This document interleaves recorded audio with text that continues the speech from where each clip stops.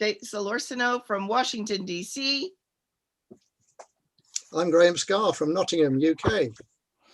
And I'm Clancy from the Coast Salish territory outside of Vancouver, BC.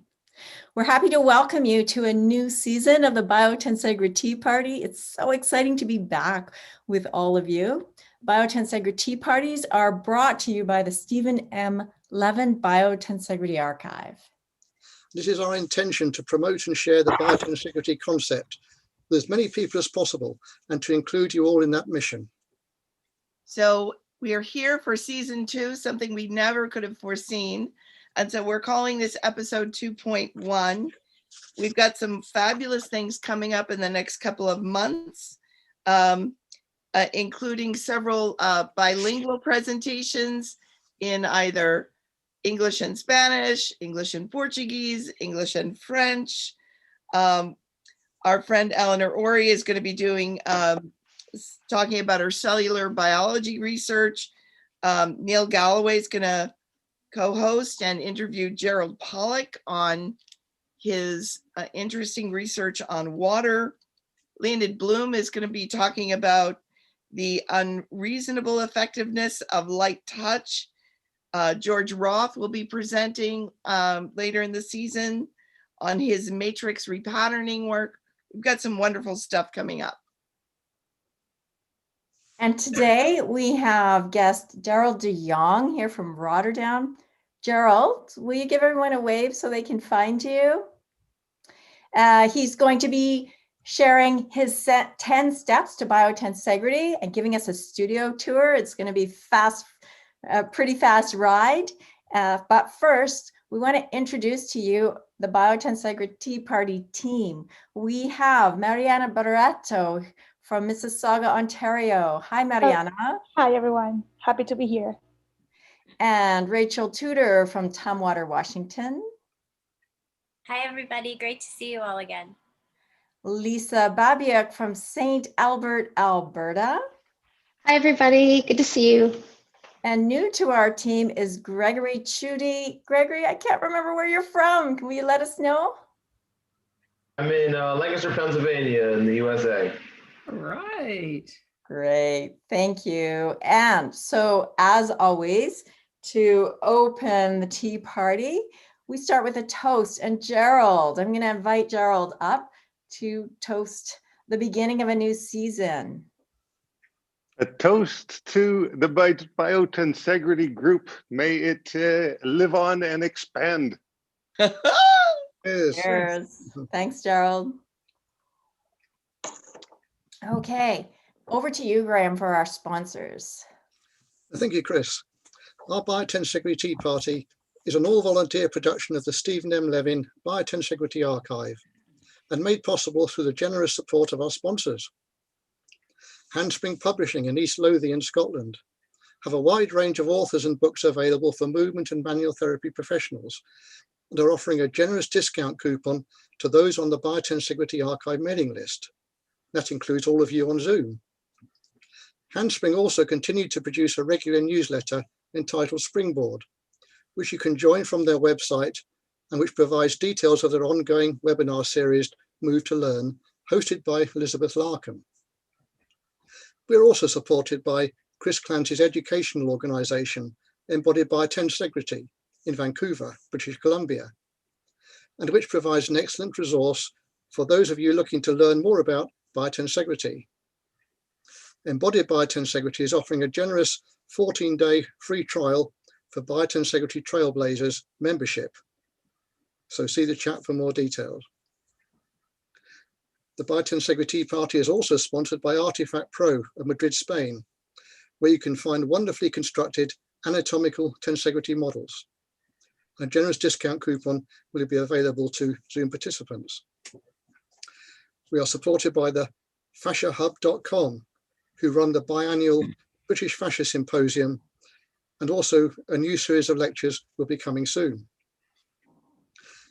And finally, but not least, Integrated Biotensegrity is having a 3-day symposium by Movers for Movers, a movement-based focused event with keynote speakers John Sharkey, Joanne Avison, and Wilbur Kelsick, and 12 movement sessions by international presenters from multiple movement modalities. Thank you, Chris. Back to you. Thanks, Graham. And Lots Chris, now happened.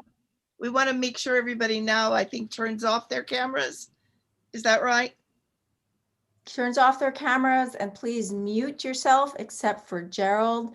Gerald, I'm going to spotlight you so that everybody has an excellent view of what you are offering, because it's so exciting. Some of us were lucky enough to have a studio tour earlier in December, and speaking to Gerald yesterday, I know you've just had an explosion of ideas and exploration since then.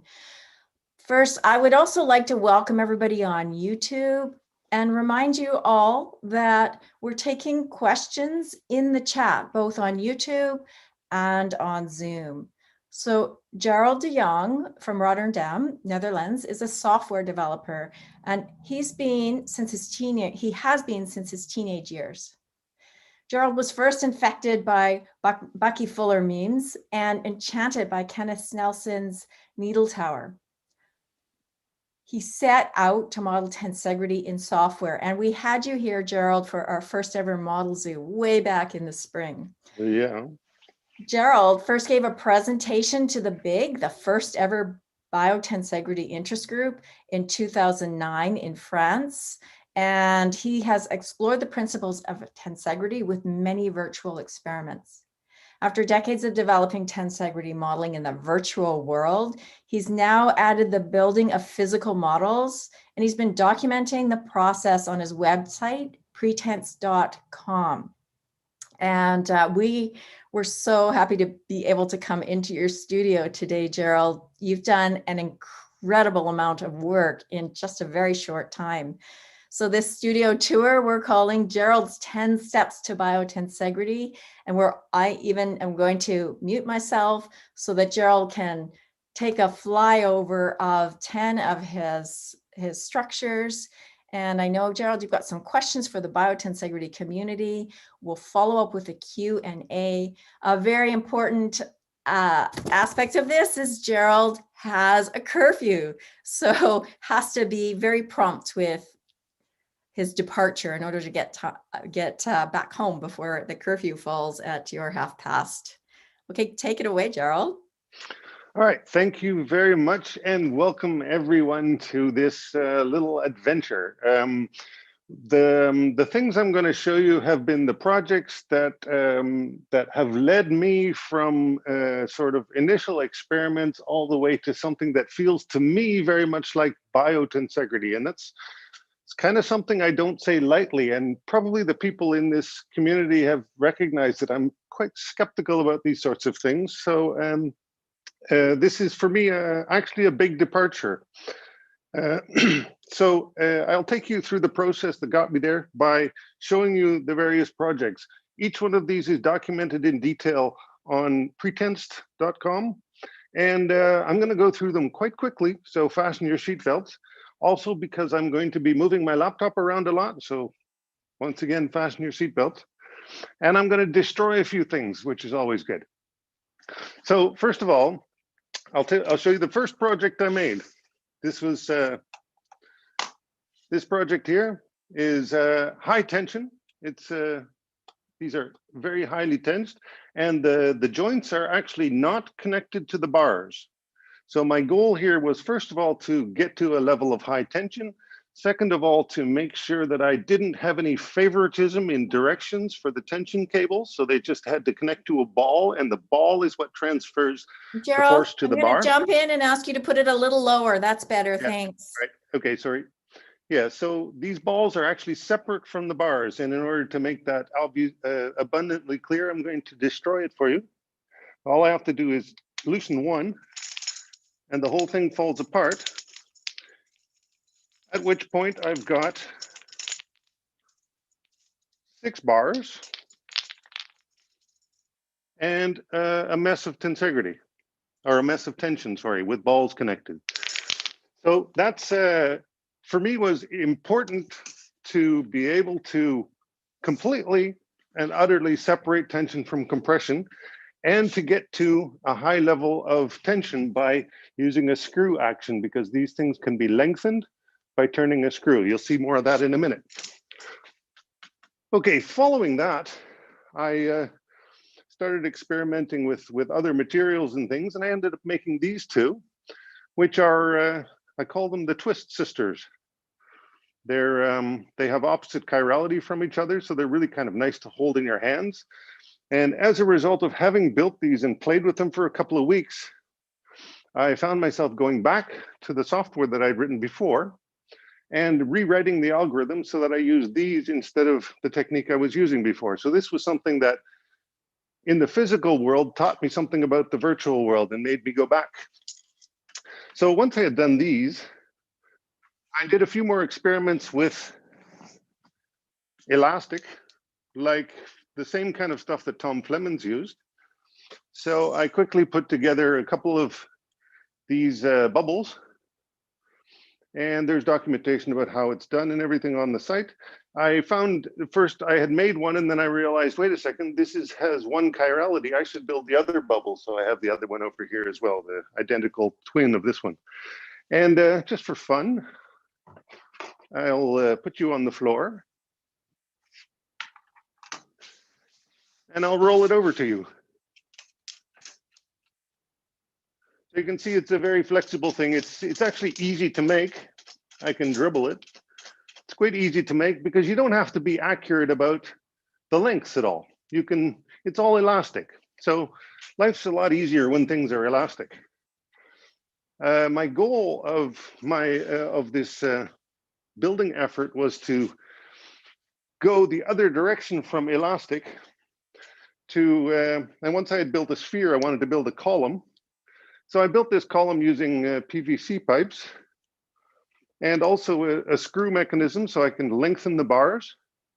That's a general theme that comes back in everything I've done. I've always wanted to build the Tensegrity network or the tension network first, and then add the bars later. And adding the bars later means you have to be able to lengthen them. So each one of the projects has a sort of a screw action here, so I can actually lengthen the bars. And that makes the Tensegrity tight. So I had built this using sort of plastic materials. And I discovered this nice sort of recurring pattern, which I called a lightning loop. More about that later. But once I had built that out of plastic, I thought, okay, now let's get into something that's a little more high tension. So then I built this. Let me just go over here. I built this tower, which is made of brass bars, also a screw action lengthening of the bars, and a tension network made of a very special material called Dyneema. It's a kind of synthetic cord that is basically as strong as steel, but it's actually synthetic. So each one of these connections here was handmade. It took a long time. And eventually I got to the point where I could screw these things so tight that these are quite tight connections. So let me just see if I can zoom away a bit and demonstrate how this thing moves. Because it stands up by itself. It's standing on the floor. It's not connected in any way. And if I move it, it bounces up and down like this, which was really interesting. Made me think of what happens if I connect via a tension line, the top to the bottom. So that's what I went and did. I added a tension line, which went from the middle of the top here, there's a ring, and to the bottom here. And I set up a mechanism so that I could twist a bar and tighten up that tension. You might be seeing it going down a little bit. Here, I'll let it go again. So I can sort of squeeze the Tensegrity tight. And if I hold that down and then I do this move again, it no longer vibrates, or it does in a very different way. It doesn't vibrate as a whole anymore. It vibrates as just each individual thing, sort of does a jitterbug. So there we are with a very high tension tower made of adjustable length elements, which I screw tighter and tighter to push against a network of tension, which is basically constructed beforehand. In other words, when the tension is connected up, it's not being stressed, it's slack. And that's the way I build all of these things. So yeah, I had built this tower, which was really cool.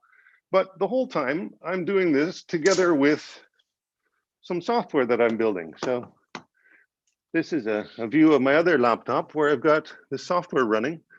And I can show you, for example, I can increase gravity. Yeah, wait a second, I haven't got that set up right. But anyway, I can do lots of experiments with the software. So one of the experiments I did was this one. If you can see that a little bit, it's growing. This is the growth algorithm that I programmed. And viewing that to see what's happening, what you're seeing is two arms sort of joining together. And at a certain point, they're joined together.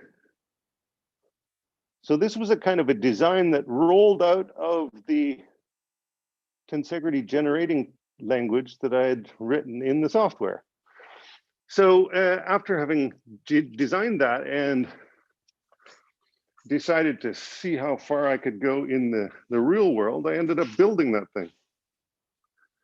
So I actually have this this big structure here, which is actually quite bizarre, quite large. It's got a big loop around the top, and it's a Tensegrity. So it's standing here. It's been standing for months, and it's got cord Gerald? in it. That's Oh, okay. The wires were in the way a little bit, but we got it. Yeah. Thanks. Yeah. So now I'm going to sort of zoom in a little bit, and hopefully I can let you hear the sound of one of these. Hopefully you can hear that that's a quite high note. Yes. So this thing, did you hear it? We did. Yeah, so that thing is under a serious amount of tension, and it doesn't really wear out over time. So it's not like an elastic cord in any way. Like this thing has been literally standing here for months. What you can see is I loosened up a little bit. I loosened the bars a little bit. And what you can see here is there are some cables that are not working. They don't have to be there, basically. So that really depends on which bars are lengthened and which bars are not, which is an interesting thing for in a minute when I move on to the next project. So I'm going really quickly here, but I'm going to keep going quickly. Forgive me. After I had built that thing, I decided to see if I could build a Tensegrity of Tensegrities. So my daughter and I built this insanely complicated Tensegrity, which you can see does some jitterbugging. It's a 6-bar Tensegrity, but each bar is a column in itself. And so that was like a proof of concept. It was really interesting, learned a lot, but especially came up with a new technique for manufacturing cables of the right length. So to continue the whirlwind tour, here we are in like December of 2020, when I started playing around with a kind of a toy structure, which we call degrees of freedom. So let me just show you this. So we built a bunch of these. They're made of simple ball chains, which make a hexagon of tension. And then at the top, there's a triangle of tension. And there's an elastic that makes a kind of a zigzag pattern. You can buy these now on getpretensed.com, because we're trying to set up a little business of selling these things. And a number of people in the group here have already received theirs. But what was interesting about this was that there's a hexagon of tension, sort of like the equator of the thing is a hexagon of tension. And it stands just fine. Meanwhile, it's got less tension lines per bar. So it's like minimal in a sense. There's only 3 connections, whereas in the tower here, each one of these has 5 connections and not 3. Okay, each one has 5 cords attached to it. And likewise, in the big monster halo by crane structure, each one of these has 5 connections. Meanwhile, the degrees of freedom only has 3. Yet it stands like a tensegrity, and it's actually quite nice. And so that triggered me to think, what can I build in high tension using that? So I started building with brass and, again, using that Dyneema cord.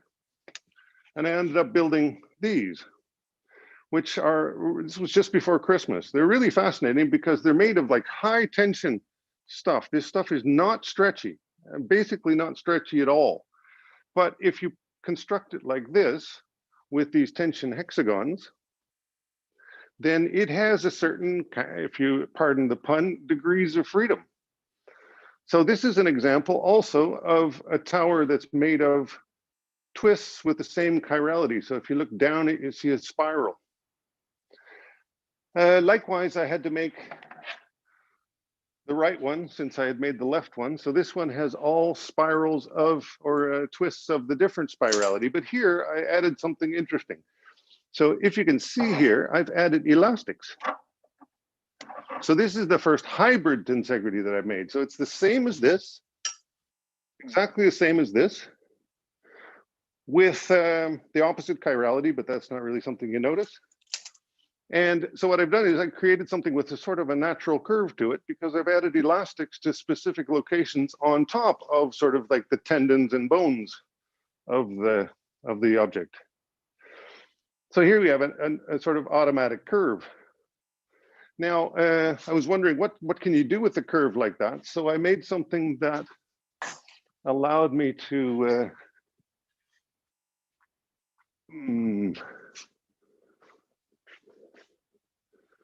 it allowed me to make something that actually I could attach to the wall. So this tensegrity is only attached to the wall, and here's the other end of it. So it waves back and forth.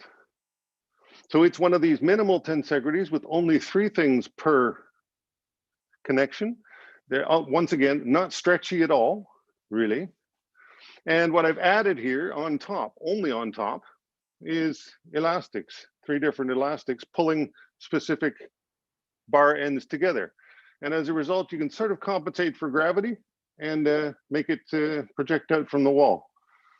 So there's a whole new flexibility available when you minimize the amount of tensegrity. Like this always wants to be a certain shape.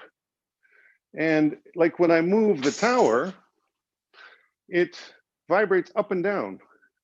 It doesn't wobble. It doesn't wobble back and forth at all.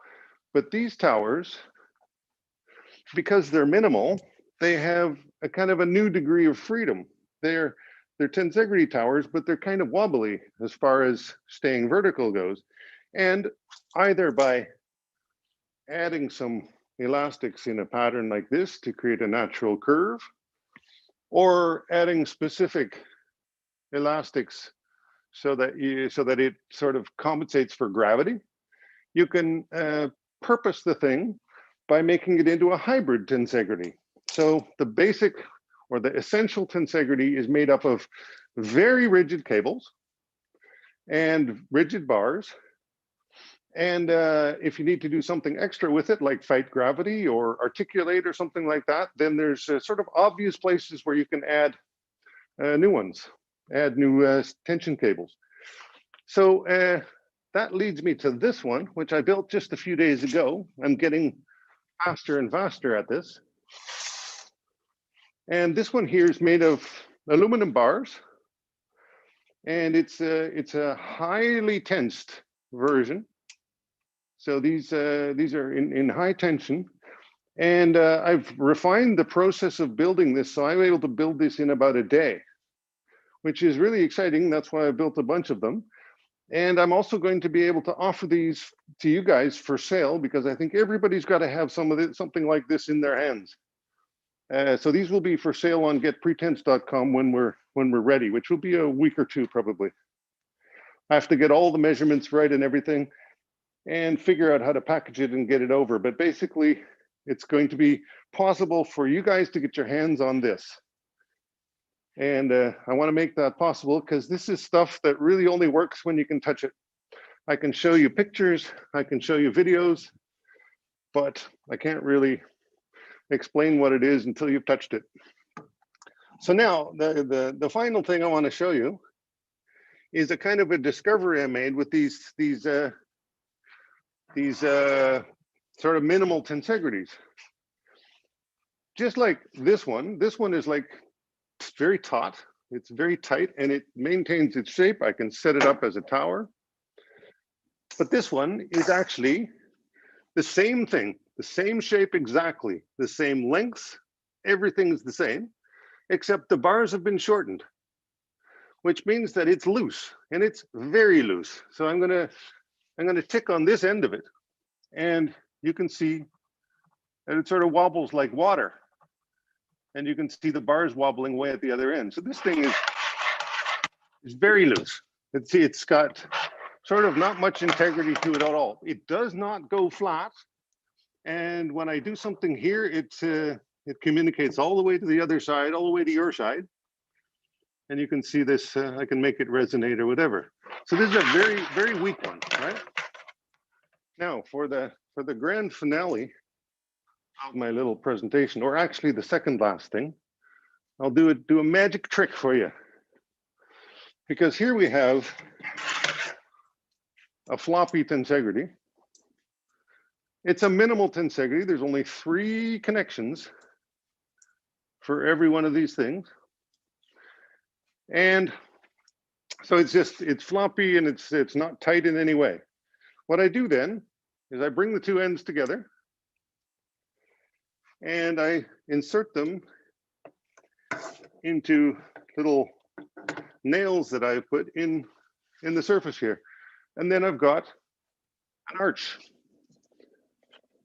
So from that floppy, sloppy, so almost liquid-like tensegrity, I made an arch. And it's rigid. It's not, I can shake it, but it's essentially rigid. And what's happened now is every one of these cables, which were basically slack, each one on their own, they're now sort of tightened up. So I can make an arch out of something that was just flat. And so to show you again, here's the arch. It's like, and I didn't have to do any math, right? Because all the lengths are the same. So I didn't have to do any math for the arcs. The arch appeared by itself. And it's made from, I'll just take it apart again, a loose tensegrity. So that was my my big sort of epiphany. I had made a bunch of towers like this aluminum one, very tight enough so that I can actually stand it right up. And just make it stand up like that, and it's perfectly straight. If let me just see if I can show you the view down it from above. I hope this comes through, but basically it's quite straight. So that's what happens when you tighten up all of the screws. And when you loosen the screws, you get this fluid behavior. And when you make the arch, you sort of return it to its tight state. And when you've tightened the arch, there's no cables that are loose. So that's pretty fascinating. Now, the final thing I wanted to show you was I was playing around with, like I said, first these tight towers, and almost disappointed because it's not got the same behavior as those other towers. But then I had the idea of loosening everything, and then you get this kind of behavior. And so I had one that was sort of quite loose, sort of in between the really loose one and the tight one here. And what I did was I purchased about a kilometer of fascia, which what I mean by that is like cling wrap. It's like keeping your food fresh. So I bought a whole bunch of stretchy plastic, and I made a sort of a membrane around it by wrapping the fascia, or wrapping sort of the paper or the plastic foil around it, and then using a blow dryer, I made it sort of snug up to take on the shape. So here we have, basically, I put a light inside just to make it a little more exciting. But here we have a Tensegrity, which would otherwise be sort of falling over. It wasn't even capable of standing without extra support.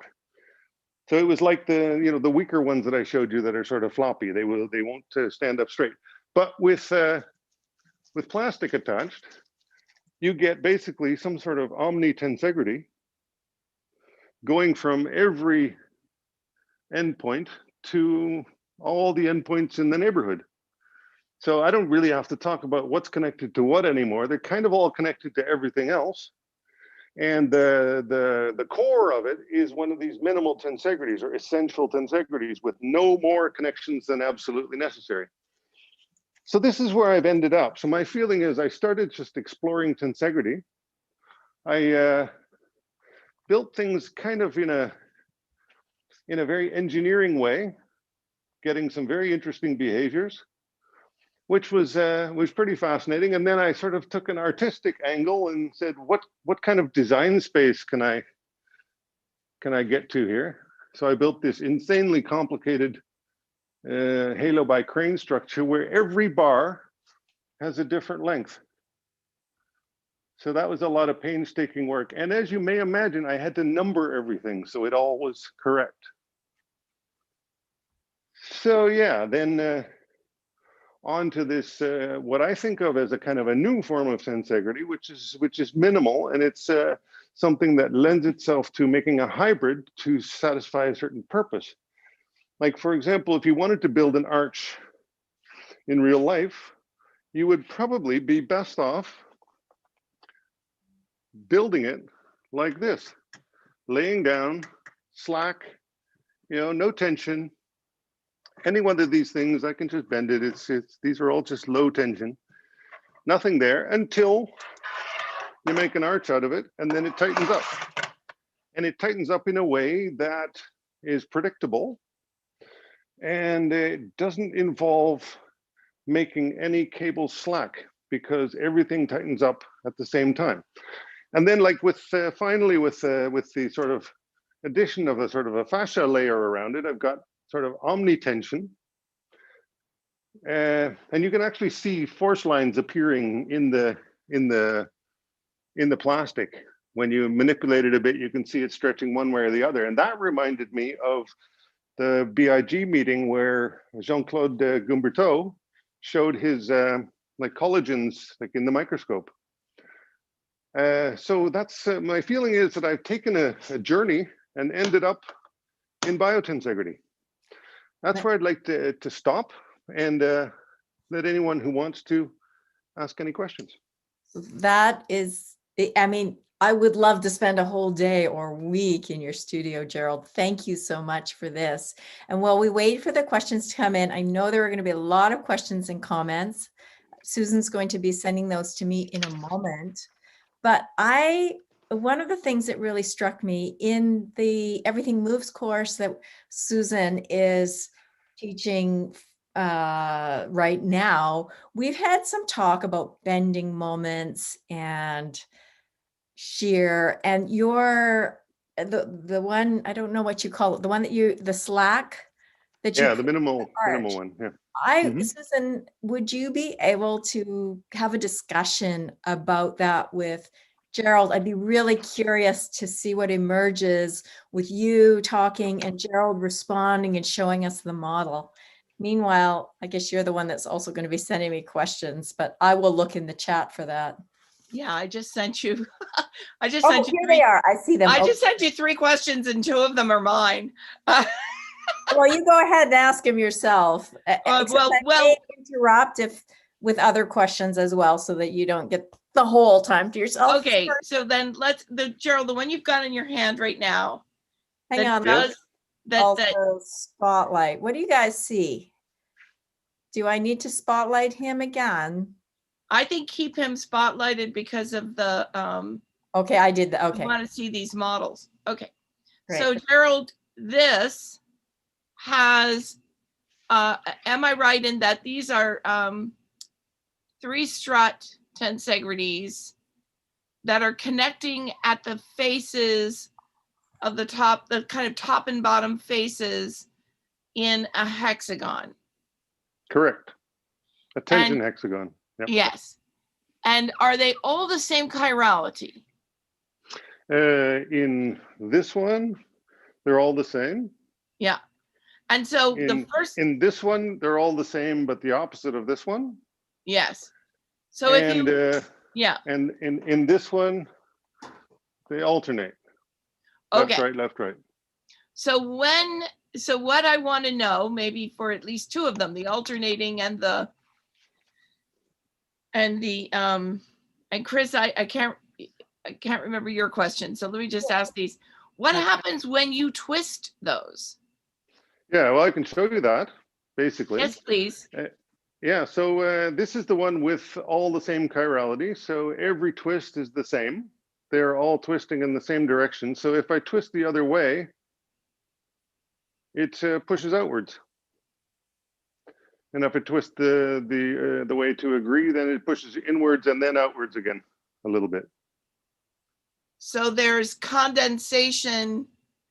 Does it feel omnidirectional, or condensation and expansion? Does it feel like that's just a lengthening, or can you perceive, is it? No, basically you're when you twist, you're basically unwinding and winding each of the twists ever so slightly. Yeah. And so it looks like oxidic condensation and expansion. Yeah, if you had this in your hands and you could feel it, like I'm pushing very hard right now, and I'm able to push very hard, but it doesn't break or anything. It doesn't, it's not elastic very. Yeah, It's no, I understand.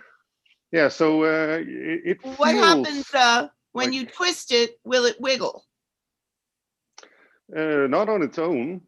Basically, Right. twisting it makes it rigid. Yeah. Okay, that was the question. And then Yep. you are proposing that the best way to make the arch is with which of these 3 things? They're all the same. Oh, you mean whether the chirality? You mean regarding chirality? Yeah, when you said, to make an arch, you should first make it flat and then do this. Yeah, yeah. Well, the one I made the arch from was alternating, but you can do either. Okay, and it's alternating, and it's, I'm going to say soupy, but then when you set it into an arch and there's no twisting there, there's just an arching there, it fills and volumizes, correct? Yeah, it gets rigid. Yep, it gets rigid by virtue of the bending. It's wonderful. And it's rigid everywhere. Right. And there's a curve represented here, which I did not have to do the math on. That's pretty interesting too, because for this, I did a whole bunch of math. Right, right. For this, I have an arch. I did no math. Gerald, while you've got the focus on your arch here, let me just jump in, because we've been having discussions on the fact that the tension is isolated in the cables and the compression in the struts when we bend things. I'm imagining the picture of the straw in your book, Susan, and I think this demonstrates it beautifully, because they were all slack, all of the cables, and now they're all tensed. And that just really shows the global distribution. Susan, do you have anything else to add about that? Yeah, and the thing is, I need to focus on the questions if I'm going to be. Oh, don't worry, we'll ask. No, that's fine. So I'm keeping an eye on it. I'm going to say this, Gerald, I think you've just advanced the science of tensegrity engineering and the conversation possibilities between people studying tensegrity and biotensegrity about 20 years in the last 45 minutes. Well, I know it's not been 45 minutes for you. The presentation has been, but it's been months and months. So first of all, I want to thank you. I want to thank you that so much of this is like beyond what I could have conceived and is really going to take time. That the chat is going wild, I will let you know, with people saying, oh my God, that's just like this, that's just like that. So there are going to definitely be a bunch of questions in the chat. Chris, I don't even remember what your questions for me were. I'm sorry. This is okay. Why don't I'm dazzled is the problem. I'm dazzled. It If is I can funny, make there's it, so many applications here, but I'm going to move on. And while we're looking at that, there was a question. There are a couple of questions. I know that you have opened your Pretensed store, and people want to know if they get to choose the chirality if they purchase a kit. Also, there's a question about the prices not being on there yet. But then I want to move on to some other. Okay, let me just deal with that. Let me just deal with that really quick. Wait a sec, Joel. You need to know it is Joel. I mean, Gerald. You need to know that it's your partner Joel who's asking if we build this with a kit, can we choose chirality? Right. Okay. I was thinking the other Joel. Sorry. Right. So this will be basically the kit. It consists of black nuts and bolts, actually, just to make it prettier, aluminum bars and rings, and we will pre-construct the tension network. So all you have to do is insert the bars and turn some screws, and you have this in your house. We're not quite ready to deliver this as a kit, but it certainly can be done. And when you've got this, it's up to you to choose how tight it is. So you can loosen it up like that other one and then squeeze it together and make a bridge, or you can tighten it up like this and just stand it up somewhere without any assistance. Or, you know, the best thing to do would be to get some saran wrap and wrap it up in fascia. And I imagine too, you can choose the chirality yourself, because if you've got I forgot that question, sorry, but yeah, the thing is, when you have a minimal tension network like this, where you basically got hexagons connected by 3 cords to the next hexagon, connected by 3 cords to the next hexagon, that means basically that the chirality is a free-for-all. You can choose whichever chirality you want. So you could actually assemble it to be right, left, right, left, right, left, or right, right, right, right, right, or left, left, left, left, left, or any combination of the above. Great. So I'm going to continue on about the arch itself. Is that a phase change when it stiffens after it's been floppy? And I invite Susan, Graham, anybody, Gerald, if you want to answer that, but maybe some of the Biotensegrity folks might have something to say about that. What I can tell you is it certainly feels like liquid when I take it down. And while you're there, Gerald, Gerald, can you push the arch down to see its recoil? People are likening that to the diaphragm. Yeah, it squeezes out to the sides. However, there's a limitation on the amount of curve. So it's actually just applying the forces everywhere. You could you could use this as a kind of like a walking stick pretty well, because it does resist end to end. There it is, fell down. It does resist end to end compression. Great, go ahead, Graham. Yes, I think I would call that a phase change. Yeah, because this to me reminds me of liquid, or at least gel. Mm-hmm. Now all of these are completely loose. There's nothing really tightening these cables anymore, and so when you move it, everything sort of. And I'm way at the end here, so I can make a little resonance here, and you can see the very last one wobbling up and down. It feels like a sort of a bag of water. Yeah, and liquid crystals, one of the features is that they phase change from a solid state to a more liquid state and transition from one to the other with a mechanical, electrical, or thermal influence. Yeah, that's the Very thing. similar to that. It seems to go from a liquid to a solid when you reach the limit of the arch. Yes, yeah. And keep in mind, there's the elasticity here is, well, that's one of the questions I kind of wanted to ask eventually was like people talk about, or at least, yeah, I've heard some people talking about inelastic tension. And of course, I think everyone would agree that's not possible. You can't have anything that's inelastic, strictly speaking, but you can have something that's very rigid tension. So in other words, like a tendon, like something that does really not stretch in any appreciable way. Like if I were to take one of these cables and pull with all my might, I wouldn't recognize any stretching because these things are like steel, basically. And so what I feel like I've sort of stumbled into here is a sweet spot between Ken Snelson, who made everything as rigid engineered objects, and Tom Flemons, who made everything flexible, and really tried to explore the bio angle of the tensegrity. However, Tom Flemons, at least as far as I know, stuck with elastic cables. And this is a different ballgame. Mm-hmm. When the cables are just not stretchy, they're, you can wobble them around, they're not stretchy at all. In fact, if I took one of these cords, I could hang my entire 100 kilos on that cord and it wouldn't even, wouldn't snap. So this is outrageously strong stuff. As you saw with the big halo structure, the bottom tension lines are extremely tight. But it makes one think about Steve's analogy of the muscles as tuning pegs to change the tension. Go ahead. The muscles as turnbuckles. Turnbuckles. Yes. Yeah, so that's the whole theme of everything I've done here, because I do not want to connect up tension when it's tense. I want to connect up tension lines when they're slack, because that's easier. Right. It's So worlds easier.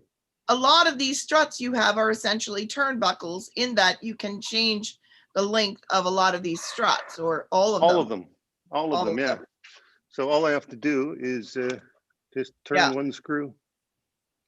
And then you don't have to do the math. That's right. And what I'm going to also submit, Gerald, tell me what you think. Then in this way, you can see the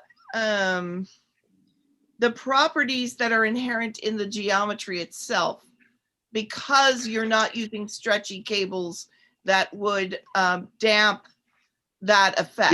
Yeah, exactly. And I was thinking of asking you, actually, Susan, does this not remind you of a closed kinematic chain?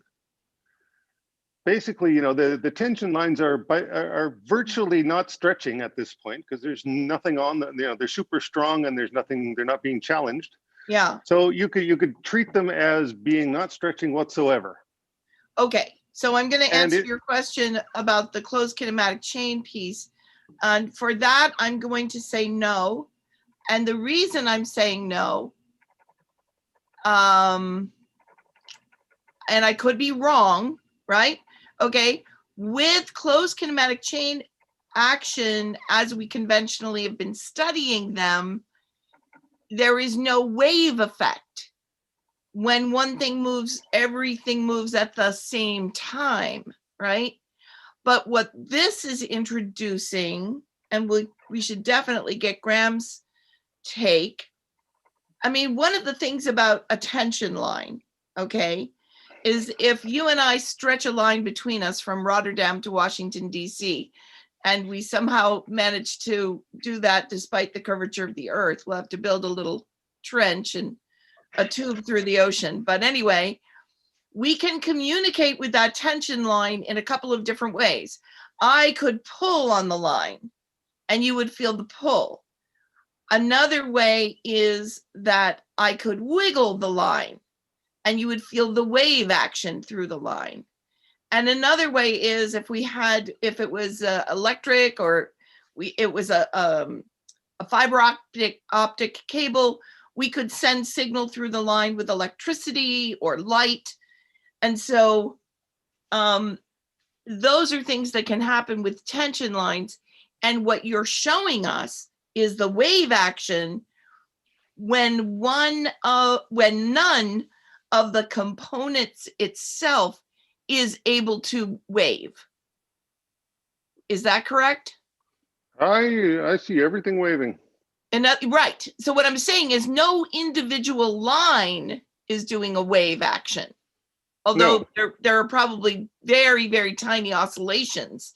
So in some ways, I'm not saying, but you're creating a macro wave with completely solid, with completely stiff Tension and compression. With tension and compression both. Yes, stiff in tension and stiff in compression. And So out of something that's made of 100% stiffness, you're getting a result that is a wave. Graham, I think over to you. I would question that and say it is a series of, a collection of closed kinematic chains. That's almost a feature of Tensegrity. but because the configuration is different, so it's behaving differently behaves one way when it's tight and different way when it's loose. But unless those strings or struts actually buckle or change, exactly. Unless they give way. So here, like what I'm doing now is I hold the ends and I try to bring my arms together. At a certain point, the arch forms, and I really can't move much further. Oh, that's great. I can't squeeze them together anymore. They stop. What happens when you pull it apart? Keep pulling, pulling, pulling. Yeah, I can just hang it. It just feels like a rope, does it? It's behaving like a rope. Yeah, more or less. It's I can make a really nice sort of twirling sculpture of it. It's very flexible. Well, let me ask you something. You're twirling it, but unlike a phone cable, it's not getting caught. The twists it's not getting wound up. It cannot, no, indeed. Do you see what I'm saying? And yet it can flip around. I think from an engineering perspective, that's amazing. I've been trying to fix the kind of hose connection in my kitchen sink. And you have to be really careful when you're tightening the screw not to twist the hose. Yeah. But this might allow there to be an untwistable hose. Graham, can I just jump in? I've got a question about the closed kinematic chains. So if we've got, okay, this is rubber, but does the tension elements, when they're under tension, it's acting like a closed kinematic chain? Yes, yes. If they are not under tension, then, well, in this case, it's still something different. Is it still a closed kinematic chain if they're not under tension, I guess is my question. I would say no, but I probably defer to the true mechanics to. Okay. Maybe that's where mechanics here. Sorry, interrupted you. Go ahead. No, maybe that's where what Susan said and I said, maybe they're both right, depending on, I need to play with it to. So we all need to have a live studio tour, Gerald. Now I'm looking at the time. Gerald's got just over half an hour left. Gerald, I know you have questions for the Biotensegrity community, and I see George has turned on his video, which means I'm assuming he would like to ask a question.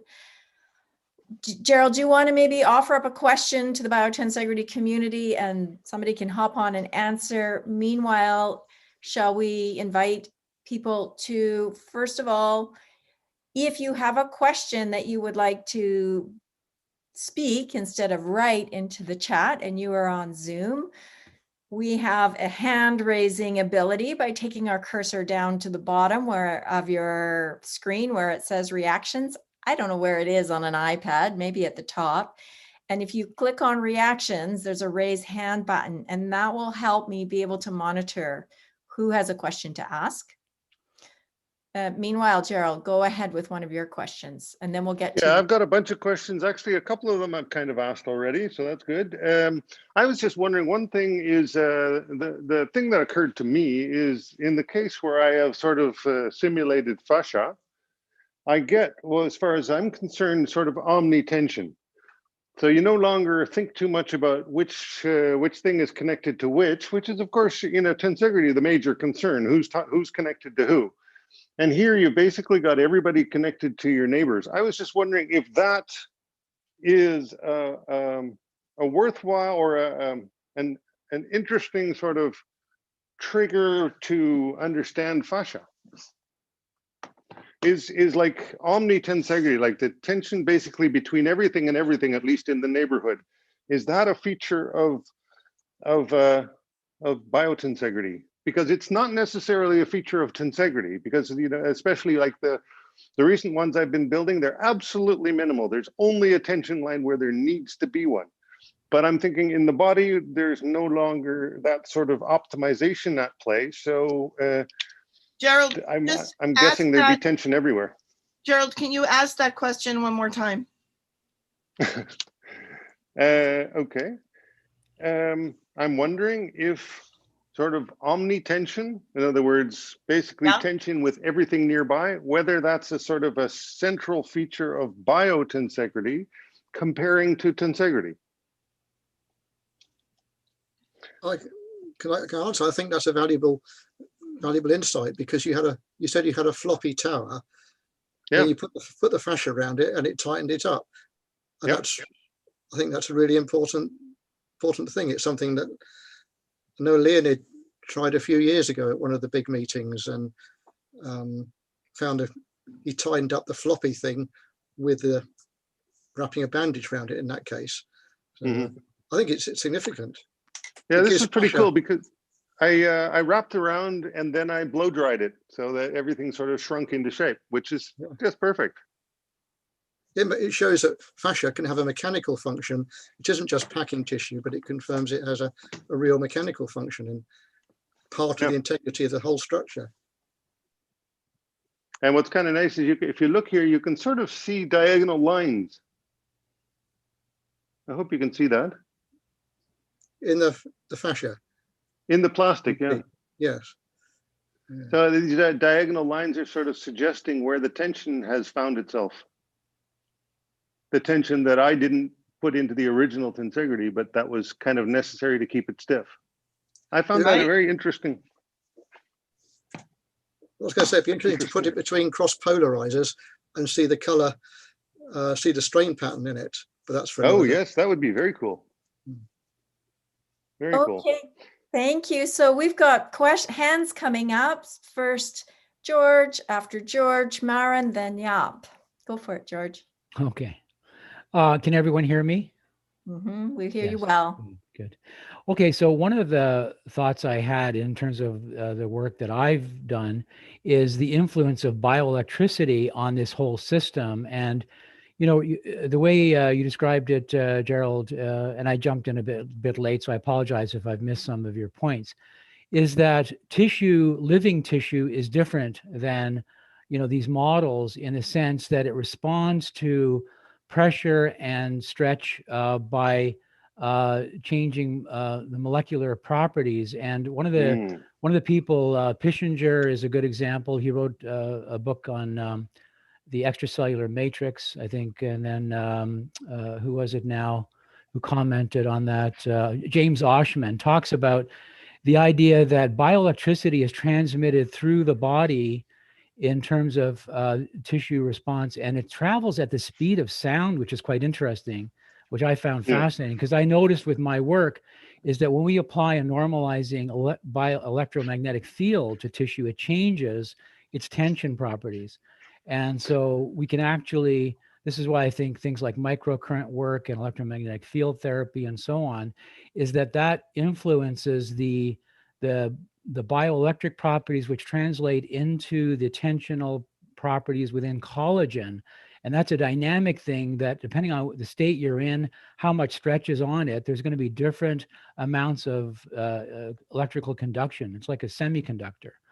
And semiconductor properties are altered when, according to what I've read and I've seen it clinically, is when there's an injury and a distortion of the this tensegrity structure, that it creates a stiffening effect, which Oshman talks about in some of his work as well. And we can influence that by applying piezoelectric pressure to it or applying a normalizing electromagnetic field. So I think, I don't know if you guys talk about this in your work. It looks like more like this is a strictly mechanical. One thing that occurred to me based on this kind of thing that I'm showing you here is it strikes me that biotensegrity, the tensegrity of the body, has to be able to rest. It has to be able to recover. So, you know, when you pull up and make the arch, the whole thing is tense.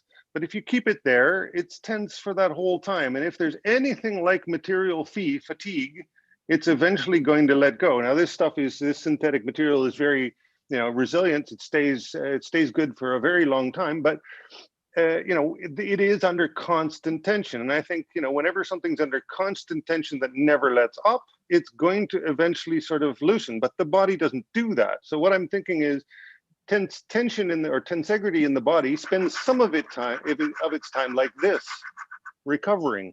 And then when it's working, like when you pull on a muscle, then you get this because it tightens up and then everything's tight again. So everything's participating, but when it's not participating, every tension line gets a rest, and maybe with electricity and with sort of rebuilding processes, it can regain its ability to bear the weight.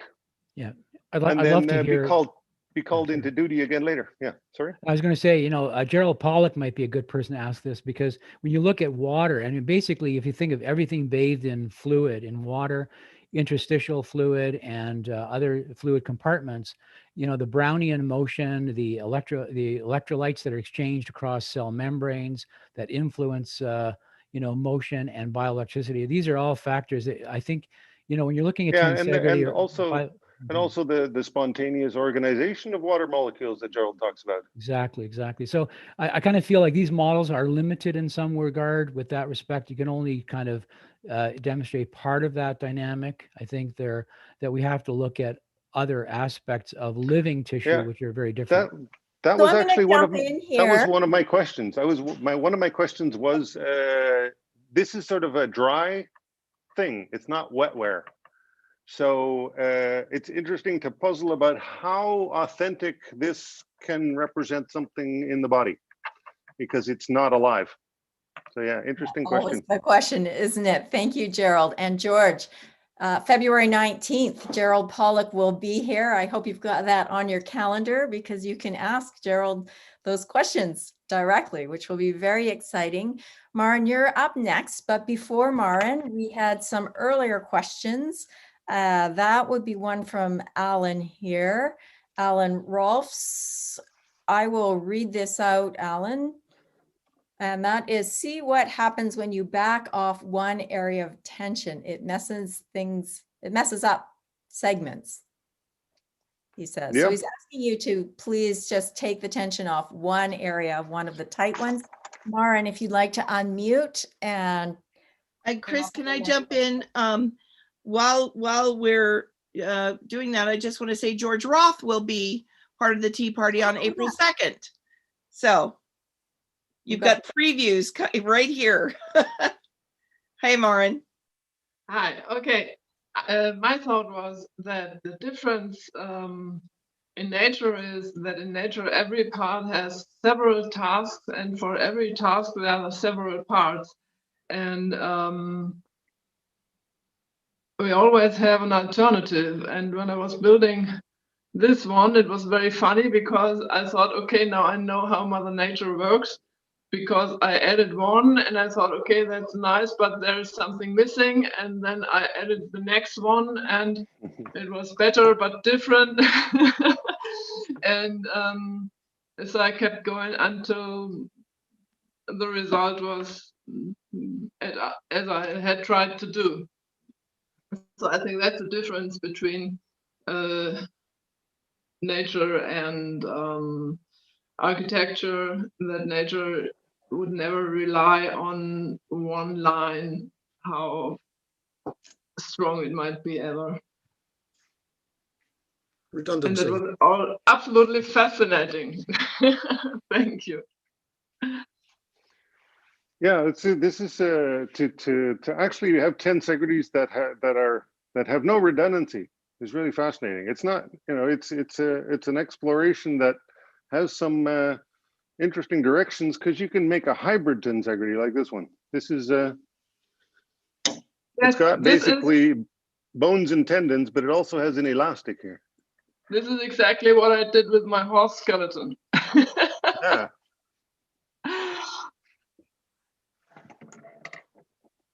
Okay, thank you. Alan, I see you've got your camera on. Did you want to ask that question directly to Gerald? And then we'll have Yap. Yeah, it seems like if you change tension at any one point along that chain, it messes the whole thing up. Just like if you bend it, it tightens everything up, not just on the outer curve. Yep, that's true.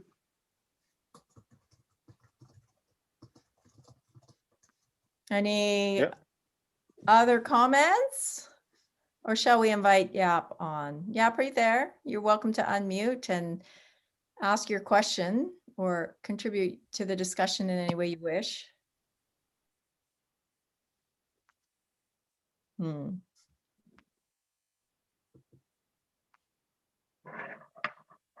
Okay, let's move on. Who's next here?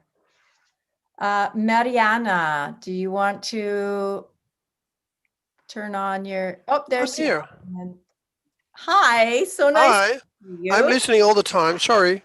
No, you had your hand raised, so you go next. And after Yap, if anybody else, I think Mariana has a question. So please. Well, hi, Gerald. Very nice to see you. Something very mystical is happening now at the very moment, because Gerald and I are the only two people that live in the same time zone.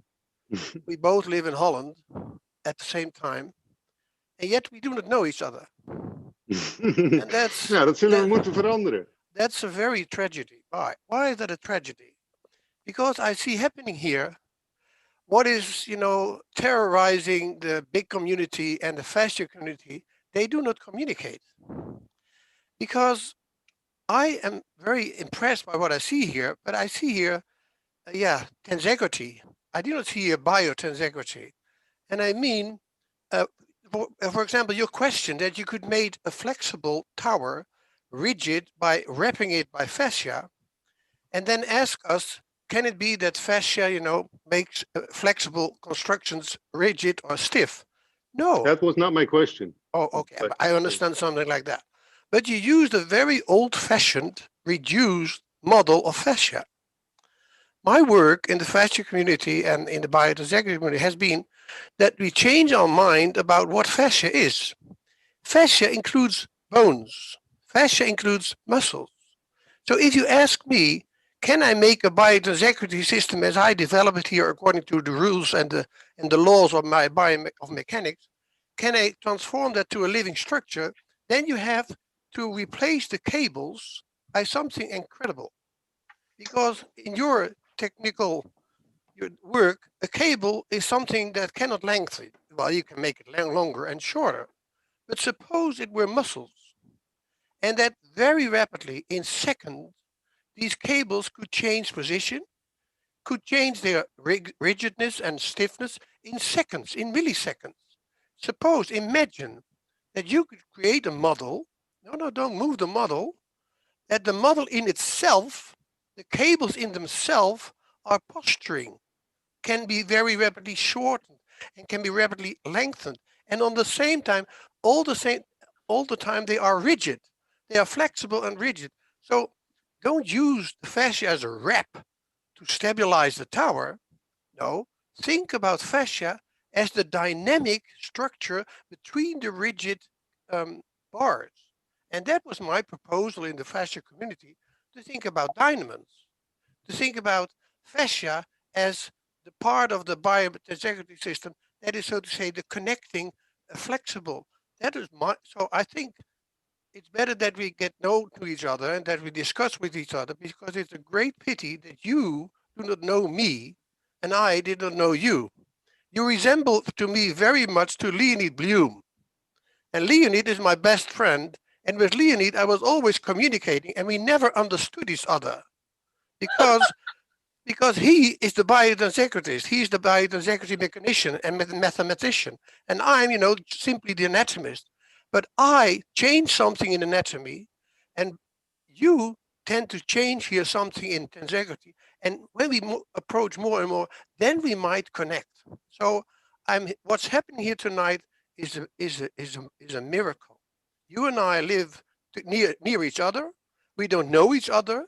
And by means of the inter-universe of internet, we communicate with each other for the first time. And we see here approach two domains, the domains of biomechanics or mechanics and tensegrity and anatomy, the living structures, the forces.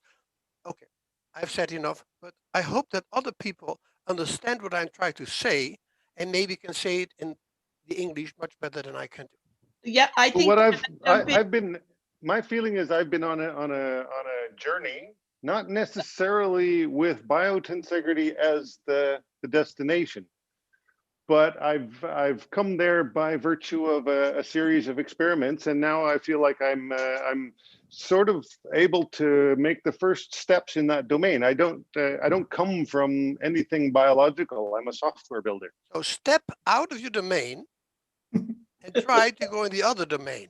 And then I've already done that, my friend. I've already stepped out of my domain of writing code to do all this. I can see clearly that you're not familiar with biology, with living architecture. No, that's absolutely true.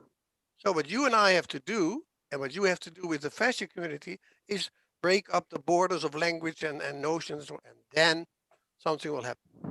And That's let me Susan. May I just interject here that when we started talking to Gerald for the model zoos back in May or June, whenever it was, Gerald was talking in a very different way. Then things started to change. We met him again for a small studio tour in December. And since December, there's been another leap forward, Gerald. We all see it. We're all excited about it. And now, Jaap, that you have brought this to Gerald, and I'm assuming he can reach out to you to ask his questions. We're going to see another explosion. And this is so exciting for our community, and the collaborations that are happening makes us all excited. And all of you there, I see your cameras off. You're welcome to turn your cameras on so that we enter into this more community aspect of the call. So I know that Gerald has, and maybe Jaap, you're already home. I know Gerald has a really tight timeline today because his area is under quarantine at. So I just, right? Go ahead, Susan. Yeah, I just want to say, I think this is fabulous. And Gerald, you bicycle every day, I know, back and forth to the studio. So you are examining biotensegrity in movement, in action when you do that, in addition to the spine you're going to show us. And the other thing is, remember, George E.P. Box says that all models are wrong, but some are useful, because as Jaap is pointing out, no material that we build a model with can ever be biological, right? We're never using living things to do this. So we have to use our imagination to bridge the gap. And then when you two talk, you should maybe get Leonid to do some translation between you, because I know that Leonid's also a mathematician. Yeah, so I know virtually nothing about anatomy. I was. You're on a steep learning curve, and we see it happening. We know you're gonna. I was. I've been chatting with another guy who was at the very first BIG, by the way, Christopher Gordon. He's in Germany. He's a Brit, and we have been. He challenged me to buy a spine, so I bought a spine, a model, and the challenge is to disassemble it and remove all the stuff and then recreate it as a tensegrity. So I thought I might give that a try sometime. So that's the reason I have this spine. I'm going to destroy it and then recreate it if all goes well. It's not a spine. It's not a Whatever. spine. It's not a spine. It's a bloody anatomical model of a spine. And it has nothing to do with architecture and with dynamos and whatever. Throw it away. Throw it out of the window. Mellow. No, I'm Mellow. just exaggerating. This is the great thing about this community. We've gotten so much feedback, how refreshing it is to be in a community where we can disagree and have these conversations and still, respect each other. So thank you, Yap. Thank you, Gerald. Melanie, I know you have a question. I don't see you on my screen. Do you want to ask it out loud or do you want me to read it? We're going to wait. Mariana, can everybody unmute themselves or do you think, yeah? Can I just say, I just put in the chat a link to a video, some videos on YouTube. There is a guy, I can't remember what country he's in, but it's Bone Man Pro, and he's essentially taken an entire skeleton and then hooked it up. Gerald, you're gonna want to get that link and see it. I've seen it. Okay. And so then you can see how moving the head moves the pelvis and that sort of thing. So it's interesting. Yep. But Yap, of course, you're right. We're never going to be able to make a model that is the body. And can I also add in here, I will send a copy of the chat to both you, Yap, and you, Gerald, because you're going to want to see the comments. We've got people agreeing and the comments are flying back and forth, and you will want to see it, or anybody is welcome to save the chat because we don't post them. Go ahead, Melanie, I see you now. Hi, I was just wondering if for the minimal Tensegrity, if you've modeled that in your computer software and if you've run those same types of programs or those same types of routines on them and seen what has emerged from that. A very excellent question, because that's exactly what I did. As soon as I was able to build them, I had to go back to the software and see if the algorithm could create the same structures without these basically redundant tension lines. And with the exception of a couple of weird ones, everything works beautifully. The thing that you have to surrender when you move to a minimal tensegrity is you have to surrender the idea of elasticity, or at least very, very elastic things. You have to get the tension up high to make it work, in engineering terms. So in order to build something that'll stand up in gravity, and if you want to build it in a minimal way, you have to crank up the tension quite a bit. So like and in the software, I cranked it up with about a factor of 50.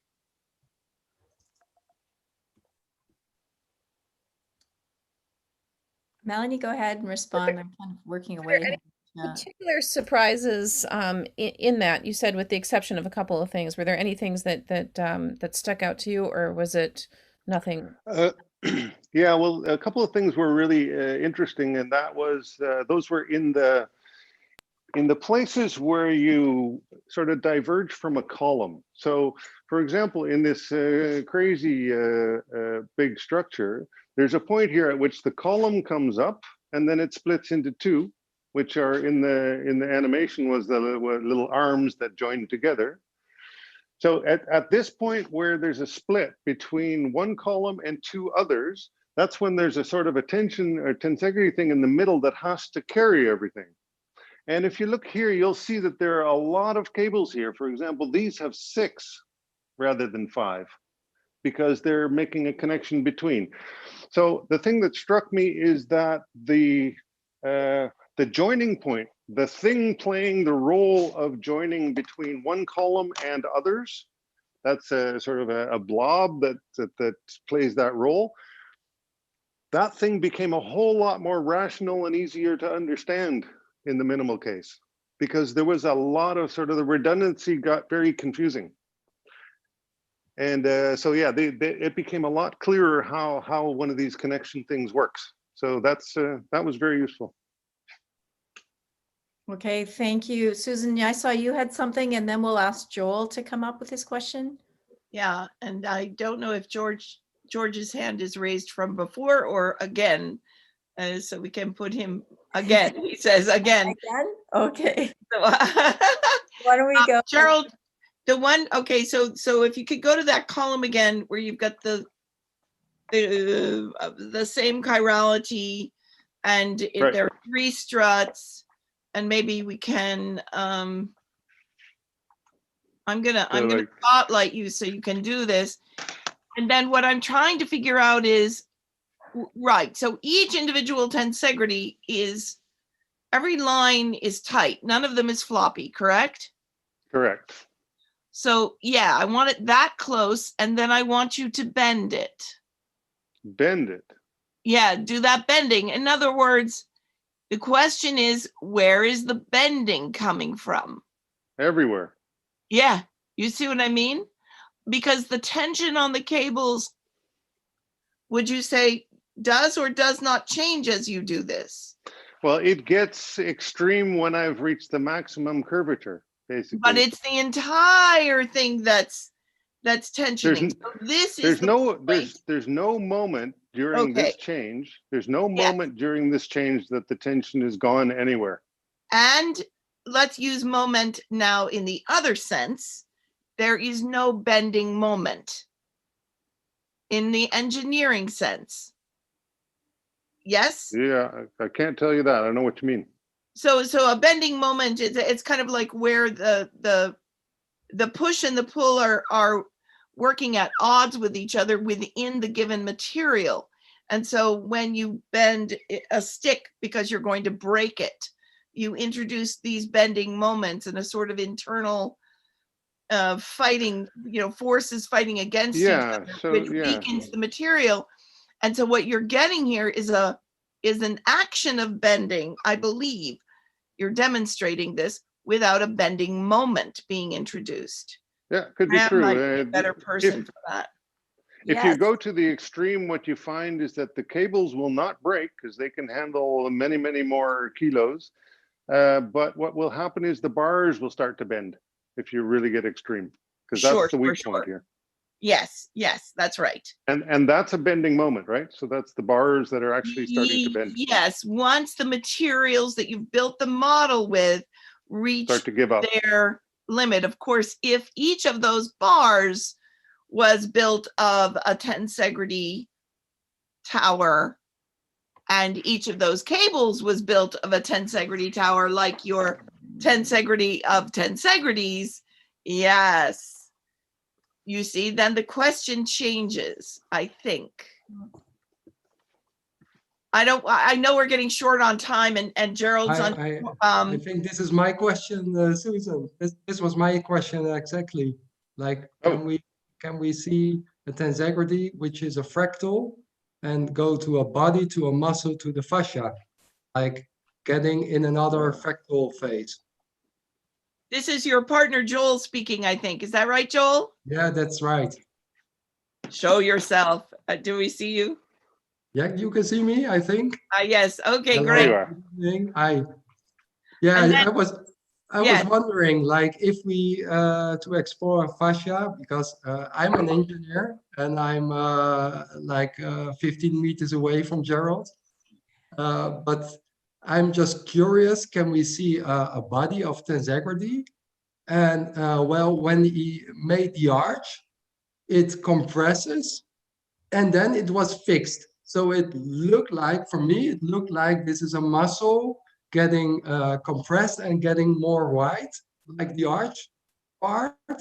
But as you said, if there are bars which are tensegrity in this way as well, can we get to fascia like in that way, like you see it as a fractal, like another dimension, to make it more in detail, like the fascia is really about the small details to achieve big things. This is my question to you, actually. Or to Jaap. Maybe to Jaap, or maybe to Gerald, like maybe to Graham. Because Jaap, Joel is also in your neighborhood. I'm from Holland as well, as you can hear, like my steenkolen English. So who wants to take this? Well, I can tell you one thing, fabricating a tensegrity of tensegrities is a hell of a job. You do not want to, you do not want to do that on a large scale unless you're totally insane, or unless you have a factory to create columns. That would do it. But we're getting short on time. We want to make sure we get the questions in because Gerald's under curfew, but also Gerald, probably by the time you get home, you can turn on the, we'll probably still be here talking. Okay. I think George wanted to maybe comment on Joel's topic. Yeah, I just wanted to say, going back to Yap's comments about, building models is one thing. These are all wonderful analogs, which give us a sense of parts of the situation. But in a living structure, we have so many other factors to consider. We talked about the water, the auxetic properties of tissue and so on, and that thixotropic nature. This is all a very dynamic system. And one of the things that I do with people, the public and practitioners, is to say, we have a perfect model sitting right inside of us all the time, of course. And a simple exercise, which I think I mentioned a couple of months ago, was, sitting there, just being aware of your neck and shoulders, and then just going ahead and clenching your fist. Close your eyes and clench your fist and unclench your fist. You get this sense that there is an amazing system here that is inside of us. And, the modeling is nice. It's nice, but I kind of just want to get, just kind of suggest that there's always limitations because you cannot reproduce this incredible system. You think of, people like, I forget the fellow who is strolling under the skin. I mean, that's an amazing, miraculous system that we have living in us. And we can only barely touch the surface of it, I think, with these models. So I just want to make sure we don't go down too far down that rabbit hole. That's all. Keep in mind. Yeah, so that was one of my questions as well. Basically, is this is all well and good, and I didn't come from the Biotensegrity universe. I've arrived there via this route. So one of my questions was, without fluid dynamics and things like that, is this whole effort futile? It's not futile, and that's Jean-Claude Guimberteau, Dr. Roth, that you were referring to. Just gave me for the moment. Gerald, I wouldn't say it's futile. I was going to say, just to respond to Gerald.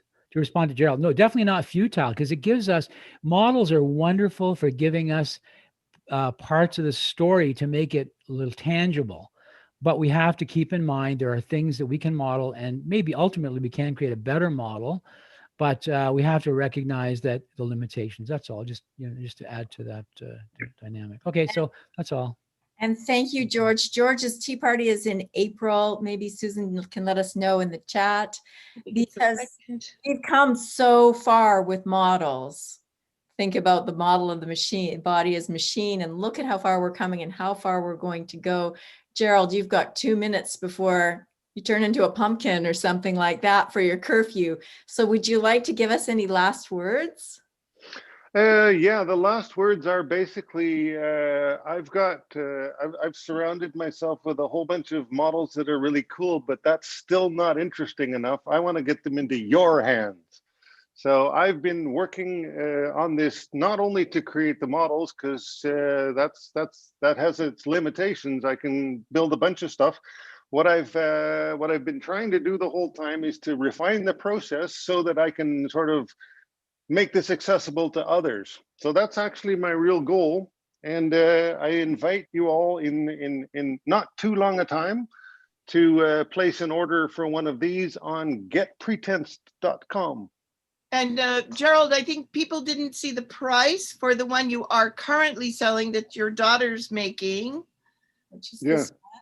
Yes. It's on the site. It's on the site. Okay, they missed it. Okay. And Gerald, you were going to come and do a Trailblazers meeting with us, were you not? Sometime in the future? Well, you say the word. Okay, awesome. Graham, I'm going to pass it over to you, because do we want to have the toast or keep first while Gerald's still here and then continue with our discussion, or what? Okay, I'll give the sponsors. And Our Biotensegrity Party is an all-volunteer production of the Stephen M. Levin Biotensegrity Archive and made possible through the generous support of our sponsors. Handspring Publishing in East Lothian, Scotland, have a wide range of authors and books available for movement and manual therapy professionals, and they offer a generous discount to all those on the Biotensegrity Archive mailing list. They also produce a regular newsletter, which you can join from their website, and gives details of their ongoing webinar series, Move to Learn, hosted by Elizabeth Larkin. We're also supported by Chris Clancy's educational organisation, Embodied by Tensegrity, which provides an excellent resource for those of you looking to learn more about Biotensegrity. And they're offering a free 14-day trial for Biotensegrity Trailblazers membership. We also have Integrated Biotensegrity is having a 3-day symposium by Movers for Movers, a movement-focused event with keynote speakers John Sharkey, Joanne Avison, and Wilbur Kelsick, and 12 movement sessions by international presenters from multiple movement modalities. Many of whom are here, right? That's right. We're also supported by the fasciahub.com, who run the biannual British Fascia Symposium, and they'll be producing a new series of lectures in the near future. And finally, from Artifact Pro of Madrid, Spain, where you can find wonderfully constructed anatomical tensegrity models. And tensegrity models are really useful because they stimulate ideas. So back to you, Chris. Thank you. Susan, do you want to let everybody know what's happening next week, or do you want me to? Yeah, I think you should be. That's it. I wasn't expecting that. I'll go ahead. I was thinking to send him. But wait, before we do that, Gerald's got to go. So Gerald, are you saying cheers? Are you going to do the toast for us? He's running out the door. Okay, Gerald, do you want to? I have a little bit of tea left. A toast to the future of Biotensegrity. May we all find each other. Cheers. Perfect. Okay, so I think what I'll do now is let you know what's happening next week, and then we will continue. For those of you who wish, we could stay on for a little while longer, could we, Susan? Yeah, I don't see why not. Some more discussion. We'll leave that. Also, we want to make sure that I don't think we mentioned that Ana Altsubo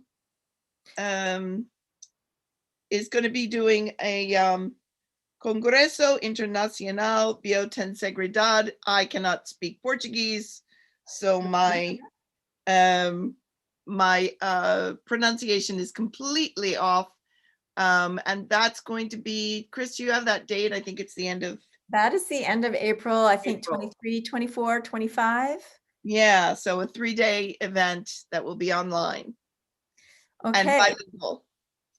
And so we also have some bilingual events, tea parties coming up. The first Portuguese-English bilingual event is next week. The topic will be Biotensegrity and complex dynamic systems. I know Lisa, Mariana, Rachel, and I were watching the Fascia Congress put out that Fabiana put on in Brazil. We got all excited when we heard Leonardo Sette speaking. So what we've done is invited Fabiana Silva to moderate a discussion on complex dynamic systems with Leonardo Sette, Fernando Bertolucci. Please excuse my pronunciation, everyone. And they're going to be joined by Glaucia Adriana. I should have gotten you to do this, Mariana. Eduardo Bicalo, maybe, to make this our first Portuguese-English bilingual Biotensegrity party. So that's next week. If you are watching us on YouTube and you want to, we would love for you to join us on Zoom. In order to do that, go on over to biotensegrityarchive.org and sign up for our newsletter. Wednesdays, Rachel Tudor. Rachel, I don't see you there, but there's Rachel. Rachel works so hard to get that newsletter out every Wednesday, and that's where you will find the registration link so that you can join us every week. Okay, back to the discussion. Yes, Carol, go ahead. You know, through this all, I was just so fascinated with the stimulus response, stimulus response, stimulus response, and then stillness. And I was thinking, but it's never still. It's never still inside. It's always, always dynamic. And then George came in introducing the concept of the vibrational web, the whole vibrational web. And then Jaap came in and talked about that biology is so different. And I remember that conversation that Jaap and Jean-Claude and I had together in Dundee, when I said to Jaap, I said to Jean-Claude, when will people know what fascia is? When will they know how important it is? And Jaap said, when they realize that fascia is the foundation of life. Fascia is the foundation of life. Now these models, if you cut somebody open, you don't see rods and you don't see strings. You see a web. And that's what's beautiful about the soft teal dissections, because you can see the web. The first cadaver I looked at was stiff and frozen, solid with its embalming stuff. And they even had colored veins and arteries. And we had to get rid of the fascia so that we could see the really important stuff. Of course, this was in 1968. But, you know, it seems to me that what we really need to keep in mind, and George was saying it, in the back of our minds, look at that dynamic response to the stimulus. Look at that dynamic response to the stimulus. But remember, there are no rods and there are no wires inside. It's the force field that's being demonstrated here. It's the forces that are being demonstrated. And you can't, and that's why science has so much trouble with this. You can only get at this indirectly, like as John Sharkey says, when you make that dissection cut and the edges curl back and you see the pretension, you know it's all under something. So they called it pretension, as if that was going to explain it all away. But it really is this communication that's going on. And that's not to minimize what Gerald gave us. Believe me, I really understand how important it is to see it through these eyes and to then start building, but never, ever, ever forget that it's all about energy. It's all about vibration. It's all about life and living and constant dynamic forces that are at work within us. Okay, that's enough. So can I ask a question of Jaap? Jaap, can you take a question? You will have to unmute. Yes, I could do. So Jaap, Carol mentions dissection. And I understand dissection as being very valuable if you're a surgeon and you want to be able to know where to find this or that when you go into a body. But what do you think are the limitations? Is it like another inanimate model like what we're seeing Gerald? It's very valuable, it's very wonderful, but it can never be living biology. What do you think about that? Oh, I think you can interpret the models, the mechanical models that Joe showed us, and compare that with the organization in a body. But my point was that anatomy is not a principle to find and to discover and to make visible and to make sensible in the body relationship, interactions. I mean, anatomy destroys the relationships and mechanical relationships, biomechanical relationships. So thinking in anatomy will never enable you to see the continuity, the connectivity, the biotensegrity. So that's my point about anatomy. And the other point is that he demonstrated the wrapping, and the wrapping is, Leonid and I discussed hours about it. It's an old-fashioned model of fascia. That's, let's say, fascia in the strict sense, you know, the envelopes. But it's not the fascia. Actually, my intention is to, and that's what I discussed with Stephen, how can we transform a biotensegrity tower in a locomotion system? And then we came up, oh, that means that we have to think in two. And that's what I brought in anatomy, that the classical thinking of bones and ligaments and organs and muscles, then you have to reduce it to two, the principles of pression and the principle of tension. That principles are also there in the body, not as anatomy, but as architectural relationship. And then you can connect the two models.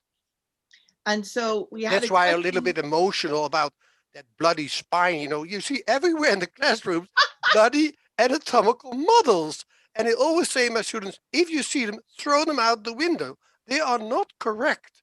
They are showing you the space of the body, but not the relationship in the body. And we had a question the other day in my class about what is force versus energy. And I was thinking about it. A force is an interaction. And so with biology, you have interaction. And I'm taking a Chinese medicine class. They talk about yin and yang, which is push and pull, which is really same thing, always interacting. And the always together. Yeah, always together. And the definition of death in Chinese medicine is when the yin and the yang stop interacting.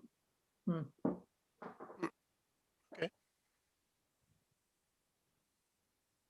George, are you asking another question or are you waving goodbye? Good to see you. We'll see you in April, if not before. I have to wave goodbye also. Yeah, thank you for jumping in. We appreciate it. Thank you so much. You're welcome. Nice to see you. Who hasn't had a chance to speak?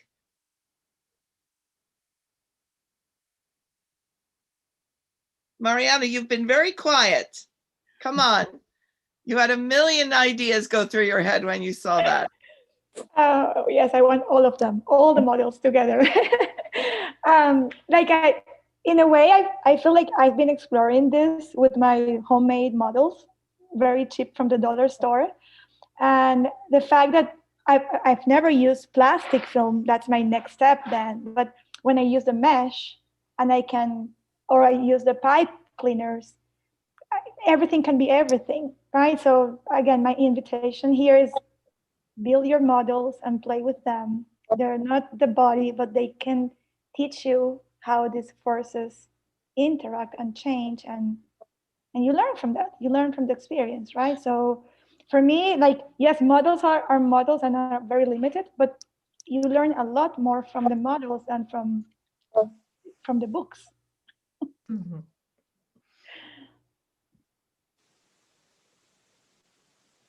Thank you, Mariana. Mariana, do you also, I saw a comment in there about the twisting for support. Did you want to say anything about that? Yeah, that when he's talking about that when you twist, it gets rigid. That's what we see with the kids that I work with. They twist to get rigid, they arch to get rigid. It was so clear for me. That's what the opistotonos is, or the patterns that they show. They're getting just rigid because they need that. Okay, thank you. Ellen, I see you're unmuted. Go The ahead. models help you see what's happening and how it works until you try to build a tower that's too loose and try to tighten one thing up and everything else changes. Try to build it a model of a spine. To just do it totally by your imagination. No, you need the model, but then you got to realize that's not all of the reality. There's more. Building the models, Alan, it really gives you this awe for nature and evolution and the complexity that we are. I mean, for us to really rest in that sense of awe is, I think, for me, a beautiful thing. In reality, there's anatomy from a cadaver, which has sticks, your bones, your rod, that's your rods, your tendons are the tension areas, but that's not living anatomy. Living anatomy, you got to deal more with fascia rather than the tendons and the bones. It's totally different. And it's until you learn that kind of, okay, everything's under tension, you make a cut in the skin, it pulls way back. It's under tension. Yeah, live anatomy is different from a cadaver. Playing with models is different from reality, in my opinion. Great. No, Okay. I know Steve has said the same thing.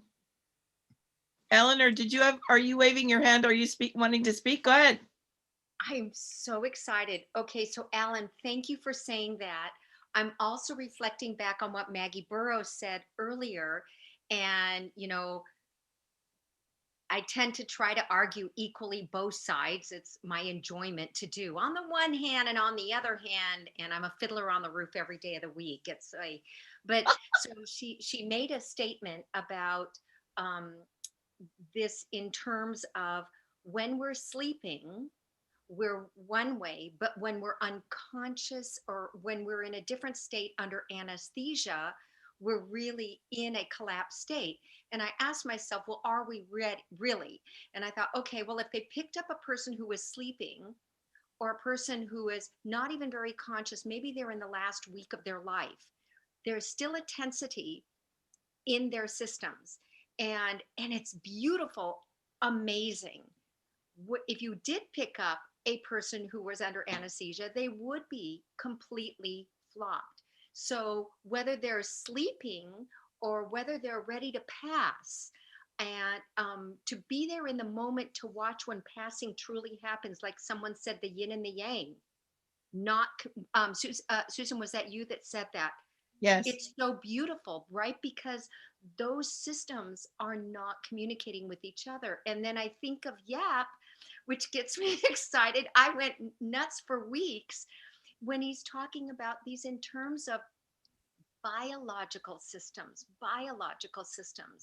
And I think in terms of being a Feldenkrais teacher, that we have this lesson that it looks like a sit-up. So we're laying on our back and we're bringing the elbow and the knee towards each other. And then we bring the knee, then we bring the elbow, and then you have a white poodle try to put her hand somewhere on you. Okay. But the thing is that it's working all the systems inside, their flow systems and their biological processes. It's not just do a sit-up. And it could take days to get to that place where these systems truly, I think, Susan, it's like the yin and the yang. They're truly communicating with each other. And so I so appreciated when he's talking about, you know, these spirals and the connections of all of them. And we need to know that. And I do appreciate anatomy. I'm glad that I studied anatomy in detail in physiology before I went to my Feldenkrais training, because Moshe Feldenkrais was anti-anatomy. Don't know the parts or that's all you're going to think of. I wish he just would have said, think of systems. You know, he was an engineer, systems analysis. So I think with each speaker that you bring to us, it allows us to think of it in an additional way, and how all of those ways communicate as part of the whole that creates us to be the vital living beings that we are. So I love the going at it from this and that, because I'm like, yeah, oh yeah, oh yeah, oh yeah, because it is all of that. So thank you. Can Fabiana, do you want to talk about next week, since it's going to be somewhat about systems, right? Yeah, hello. Yes, next week we will talk about complex systems, body, and the dynamically organization or not organized body. And we will talk with Fernando Bertolucci and Leonardo Setti, and will be amazing, sure. And we are really happy to have this opportunity to stay connected with you. Thanks, Fabiana. Yeah, thank you. I want to welcome Kevin. Kevin, thank you for your comments on YouTube. I'm glad we finally found each other. There's a lot of new findings of each other's today. It's an interesting thing. I love it. Susan, can we also welcome Marta, whom I understand also just found us recently? Marta, where are Mariana, do you you? want to welcome her since you know her? Yeah, Marta, where are you? Hello, I am I am invisible, but I am making myself visible now. I am delighted to be here and to have found you guys. I am in my pajamas set, so I was. That's okay. Marta, where are you in the world? I am in London. I am in London. Ah, great. Marta, can you share what you told me when you found us and what you did with the series? Share with us. I found about in December, and I last December, like a month ago. Yeah. All of the episodes, because I think this is a fantastic, fantastic community. And what you are doing, guys, is an amazing labor of love, and I'm so happy to have found you. Yeah. You have to tell the story about you found it, and it was like watching what kind of show on TV? Yeah, exactly. A series, one of these series that hook you up, and then you cannot leave, or one of these books that you are reading like really, really attentively, and you cannot let go of. And you know, I was thinking before, I was thinking in this story that I read about what Robert Schleip did an experiment. And this is years ago, and I read it years ago, so probably I'm gonna make some bits up. And this is when Robert Schleip was working as a rolfer, and he had also trained as a Feldenkrais practitioner. So they were having a discussion between rolfers and Feldenkrais practitioners to see what is it that actually makes the change. So one experiment that they did was with someone that they knew that it was going to go through surgery, I think something to do with a knee, had a restricted shoulder. What they did is a rolfer came in, and while they were in anesthesia, they made a manipulation to stretch the joint in the shoulder. And when the person would get up out of the anesthesia, no effect was there registered. It was exactly the same range of motion. But so this kind of like shows that really whenever the system is not alive, whenever the nervous system is not there present totally, it's almost like whatever you do to the matter, to the physicality of it, it doesn't have any effect because there is not a processing of information that can happen there. So we need to be awake, and this element of pretension for me is that element of being awake, of having always a muscle tone that someone was commenting before, always a muscle tone, always a wakefulness of life there, no? So that anything can happen, any change can happen. Yeah. That's great. Susan, unmute. I was just going to say hi to Marta. I mean, I know Marta for like a decade ago, and I haven't seen you for about 4 years. Yeah, crazy. Yeah, hi, Susan. So crazy. Hello. Eleanor, you want to say something? Go ahead, unmute. On the other hand, Marta,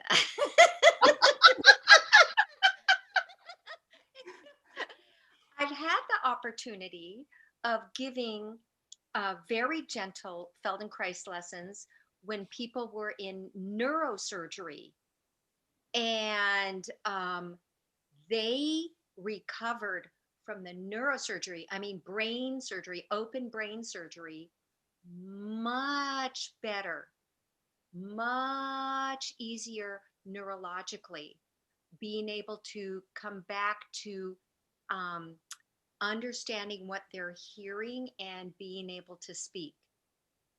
So, gosh, I don't know how thorough that might be, because again, when we're alive, as Susan said, the yin and the yang are still communicating. We could say systems are still flowing, fluids are still flowing. So therefore, communication is still happening in some other way, because people know that we know there's so many books published on when people died on the table and they're up there floating. They heard every conversation, right? And then they come back, and then they survive it, and they come back and they tell this whole story. So So I don't know. Eleanor, isn't the surgery you're describing the kind of surgery where someone's still awake a little bit? No. All right. These are, I worked in pediatrics for many, many years, and a lot of these children, they grow tumors, like big tumors on the base of the brain. So they really lose all the ability to stabilize, to walk, to move, to speak, and to be able to communicate. And so they go in, they take out the tumor again, like sometimes 8 times in 5 years.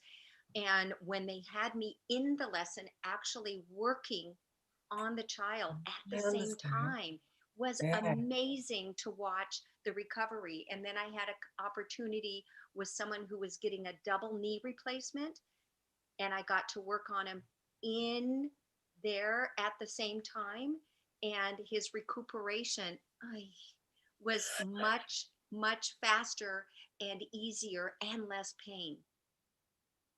You know, people are talking about how different anesthesia isn't only one thing. And in the chat, Dorothy is talking about how with electroconvulsive therapy, that's done under anesthesia, and it has a big effect on the fascia. And Eileen is saying anesthesia for neurosurgery is different. Carol, I'm thinking maybe you're the one who knows a lot about this. Carol Davis. No, she doesn't. It's okay. No, well, just because I know you've worked in the medical community as well. They'll give, along with it, they'll give paralytics. They give paralytics also. Yeah, what's true is that everything that you said is true, and you can't have an effect on the system without it registering in some way. Now, the fact that Dr. Schleip did not see a registering in the same way that Eleanor saw, I'm sure there's a very good explanation for that. But the whole neuro concept and the whole orthopedic concept, to me, are very, very related. But that neurological concept in there it really has to do with a kind of a level of consciousness and what it is that your consciousness is able to program and to take in and respond to under different levels of awareness. And that's a whole new vista of research that we know very little about. I love the science of after death experiences and people describing what it was like, because there is a consciousness that persists. So something in the yin yang is still working. And of course, we know that fingernails still grow and hair still grows after the soul, the energy of the personhood leaves the body. Notice I didn't say the consciousness leaves the body. I don't know. We don't know. But in 25 years, we're going to know a whole lot more. And we're right on the brink of this with interoception, with the effect of touch and movement on the whole web, and the whole ability for the processing to be able to do something with that's meaningful, that works toward balance and healing. Mm-hmm. And we can't assume that everything that someday will be able to be measured is that what we're currently able to measure is the limit of what will someday be able to be measured. But there will always be the mystery. There will always be the mystery. I hope, anyway. Can I jump in? Is that all right? Yeah. Yeah. I just wanted to say that I can't remember who told me this and where the source was, or whether it was during a training or in some other situation, but I can remember that the essence of the point of being told it was the idea that there was something in even quite severe appearing postural issues that was attached to thought, attached to awareness, attached to attention. And that if that could completely shift, if someone was anesthetized, then people could have an expectation of improvement and change and reversal of issues much more quickly than they might expect. I think that was the point rather than anything else, that there was there was a more fluidness. There was more fluidness to some of the issues that people might be looking for help with than there might seem in the way people feel inside their own selves. But I will hunt up now. I'll find out where that idea came from, and it's been wonderful to hear all the different elements of that, including Mr. Schleip. I have to check that out as well. Thank you. And I'm wondering if Camilla and then Olga, who have both put comments in, wanna unmute and jump in. Camilla, did you want to jump in? She's smiling. Thank you, Susan. I was just thinking what you were discussing, that because I remember Robert Schleitz, what Marta was talking about. I remember he was talking about this, and then Eleanor was talking about her experience. And I was saying in the discussion that to me, it's very dependent on the consciousness and the way of touch and the awareness that everything is made of, that each therapist is different, and I'm a PT and I do things differently than another PT. And with Rolfing, for example, I've experienced a very hard approach that I believe wasn't so effective, and another approach which was led with consciousness and my cooperation and with very light touch, and that's like unmeasurable effect. So I would think of like if we could measure this thing somehow, but I think Carol was talking about a study. Yeah, there is some data to show that, Camilla, and that's starting to be that's starting to be commented on in most of the body therapy work that's being published now, right now. John Sharkey talks about it, and some of the other people that are publishing in Curious and online and so forth, that it's the quality of the touch.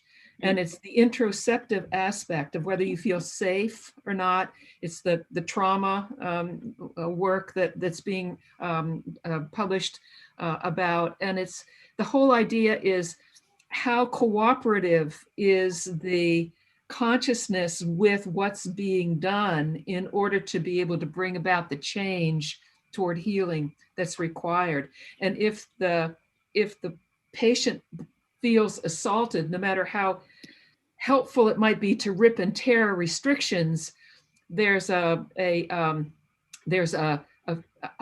feedback mechanism that goes on that somehow interrupts the total effectiveness of that. And so there's more and more being written now about how important it is to have the sovereignty of the patient, so that the patient is able to say what's helpful and what's not, and is consciously involved in the treatment itself. There's a wonderful piece in, I think that I've talked about it, Frontiers in Human Neuroscience, the effect of continuous touch on brain functional connectivity is modified by the operator's tactile intention. This has to do, the touch is the same. It's a gentle, soft following the fascia. It's not structural integration as much as it would be the myofascial release energetic approach. And it looks at the correlation between the interoceptive response and the quality of attention to the therapist. And this is published in the Journal of hold on a second, Frontiers in Human Neuroscience. Frontiers in Human Neuroscience. Yeah, So thank you. And Leonid will be here March 5th. Leonid Bloom, to talk about the unreasonable effectiveness of light touch, which of course is the title of his chapter in Jen Torwartha's Scarr work book. And I think, Olga, you had thoughts about the glia, is that right? Susan, let me jump in and encourage, because Handspring Publishing is one of our sponsors. So we do encourage you to get that book. It's amazing. You can read ahead on Leonid's chapter before. We put the code in the chat, I think. Yeah, we did. And it's understandable. Leonid writes so that you can understand it. I know sometimes when we listen to Leonid, we're kind of, that this chapter is It's marvelous, brilliant. brilliant. Yeah. He had to slow down to write, so we should be getting him to write more. Go ahead, Olga. Olga's laughing because she's been working with Leonid translating Graham's book Oh. into Russian. Go ahead, Olga. She's laughing too much. Olga, you will be fine. Don't worry. You will be fine. I will be fine. And really, that's great opportunity and experience. And we change a lot of ideas between ourselves. And I'm really very excited. And as I said, maybe I can share. It's my idea, and I really don't have shared it anywhere till now. I have read a lot about neurons and glia, and one day I realized that maybe the all human, maybe conscious or attention is between iteration, between maybe multiplication of energy. It's a synergy of work of two matrix between neuronal matrix and glia, because if glia not works properly, not neuron, any neuron doesn't work well too. It's already, there are a lot of research that says so. And maybe 2 days ago, I have read an article where they said that the moving of the neurons from the place where they were born to the prefrontal cortex, for the main part where all our conscious comes, they move only through the glia. So glia is polarized, and it mark the way to the neurons where they need to go to walk and where they live. So it's really a big movement and iteration and multiplication and synergy of work in our body and in our brain also. So, and because of glia is a part of fascia, so our maybe calculation property of our body is much more bigger than all neuroscience things. We really can be conscious through all our through, how to say, maybe through all our bodies. So we make our decision through the whole body, not just brain. So when we think that all our mind just in our brain, that's incorrect. That's just usual anatomy. And all our practice says that's incorrect. So why we think only just about brains? We must always, when we can say brains, we must say neurons plus glia, not alone. Neurons, glia, maybe astrocytes and other cells, all are connected. That's great. That's my point. No, thank you. Thank you so much, Olga. I need to make a correction. I just want to make sure I say that Jan Trewartha's book is about Sharon Wheeler's Scarr work, and Sharon Wheeler is a co-author as well, and there are many other people who have contributed. There it is, Susan Findlay showing you it, but I didn't want to short Sharon Wheeler, so thank you for letting me make that correction. Of course. Thanks, Susan. I'm going to need to wrap things up shortly. So can I just add one thing to what Olga said? Yes, but you know what, Carol, can we go, or do you want to do that? We're still live on YouTube We're right still now. live on YouTube, yes. So let's let Carol have the last word, and then we can. Well, I just really wanted to point out what Olga was saying is that you cannot think about the brain as nerves. And I think that's the main point she was trying to say. It is fascial tissue that differentiates into different cell types depending on its function.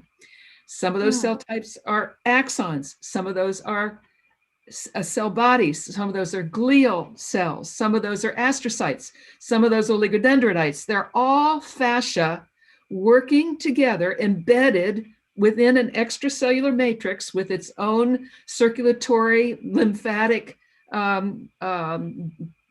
support within the cranium and then extending out into the body. But we made a real mistake when we think about, as Olga says, think about the nerves and then the glia as being separate. No, it's all fascia, just different cells doing different things. And in fact, that's what the whole body is. Different cells. Right, the cells. Steve writes in the Bone is Fascia article about the parenchyma being within the fascia and then differentiating within the different areas of the body. That's right, depending on its function and its location, right? Wonderful. Thank you for that, Carol. So I'm going to go off of YouTube. Then Marta, I think, has something to say. Goodbye, YouTube. Cheers, folks. Okay, that's cheers. Again. Come back. So we'll see you next week on YouTube.